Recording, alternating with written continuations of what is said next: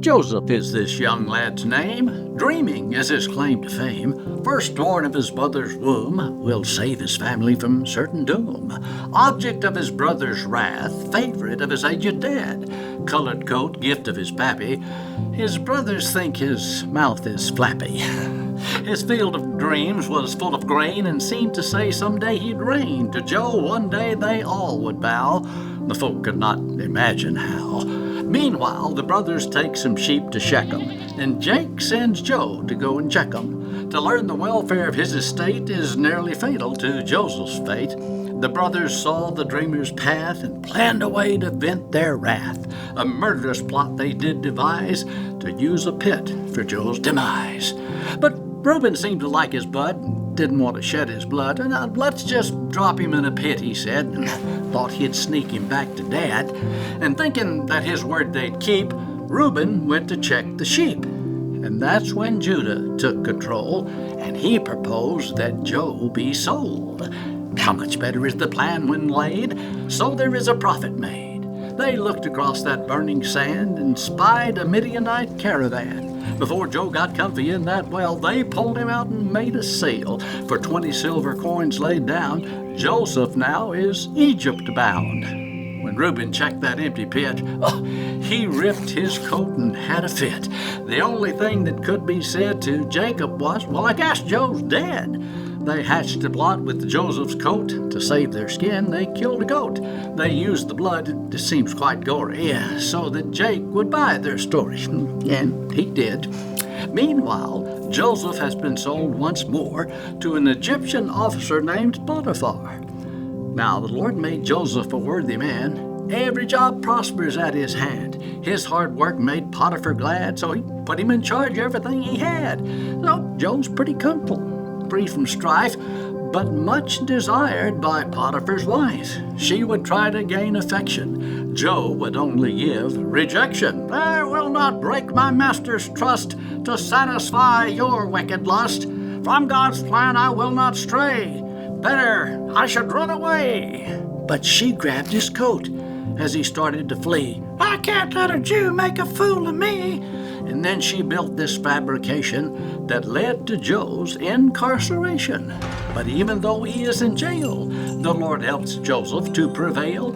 Quickly he's the jailer's friend, finds himself in charge again. Keeps that prison spick and span, every job prospers at his hand. Meanwhile, at the castle, we find the king is in a hassle. 2 servants of the Egyptian master have perpetrated a small disaster. Mistakes in court provoke the ruler to slap these 2 dudes in the cooler. While locked up, strange it may seem, the 2 new jailbirds have a dream. Their sad looks cause Joe concern. He asked to see if he could learn just what it was to them that brought this countenance so much distraught. They said we had a dream today, but what it means we just can't say. Well, tell me your dreams, details, Joe said. I'll seek my God and soon be led to exactly what your dreams declare, and what God says is what I'll share.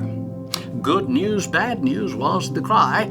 The bad news was the cook would die. Cupbearer's news made him real glad. He was restored to the job he had. And Joseph made a simple plea. Could you ask the king to set me free? But in the process of this plot, it seems the cupbearer just forgot. Until 2 years had passed away, and there came that certain day, Pharaoh had a dream of fear and asked, is there anybody here that could tell me just what or how about this dream of corn and cow? Well, in the court, not one did know. That's when the cupbearer recalled Joe, this Hebrew lad he met in jail. He did dreams he wouldn't fail. So the dreams of Pharaoh Joseph heard, and then relayed from God the word of 7 years with crops aplenty, and 7 more there wouldn't be any. So it'd be good to make a plan to save in plenty all that you can. Store up food so it would last until the famine years are past. Pharaoh, he was real impressed, knew that Joe would be the best man for the job. So Joseph is in charge again. Every job prospers at his hand. From the harvest of 7 crops, the barns are filled up to their tops. Then come the 7 years of drought, and all but Egypt's food runs out. Meanwhile, what's the news of Jacob's clan? Well, they're out of food in Canaan's land. And rather than just sit and die, Jacob sends the boys to buy some food from Egypt on the Nile to stave off starvation for a while. But how could Reuben and the guys ever hope to realize the brother that they thought was dead is now in charge of Egypt's bread? His brothers, Joseph recognized, accused the boys of being spies. His accusations they denied. "Oh, we only came for food," they cried, "that we were sent here by our dad, who stayed at home with the younger lad." Then Joseph said, "Well, here's what I'll do, just so I'll know your story's true. One of you will stay with me until this younger one I see. His appearance will verify that what you say is not a lie." So back to Canaan the fellows start, food sacks full, one brother short. And Joseph's mind on that day when he would see his brother Ben. Benjamin was the last of the boys, and next to Joseph was Jacob's joy. Well, the Hebrews held out as best they could, and one more time they need some food. So it's back to Egypt once again, this time accompanied by brother Ben. But their arrival brings a big surprise when Joseph drops his false disguise. He did a little shuck and jive, but then revealed he was alive. The boys could not believe their ears. Joel's alive after all these years? And knowing that they had done him dirt, they were afraid they might get hurt. But Joseph quickly calmed their fears, and he had mellowed through the years. Even though they'd sinned, that's true, God had used their sin to do exactly as he always would, work all things out to perfect good. So you see, the dreams of Joseph were the truth. The rescued Hebrews are the proof. So when your heart fills with despair and you start to think, nobody's there, they don't care, well, remember Joseph in that pit with things as bad as they could get.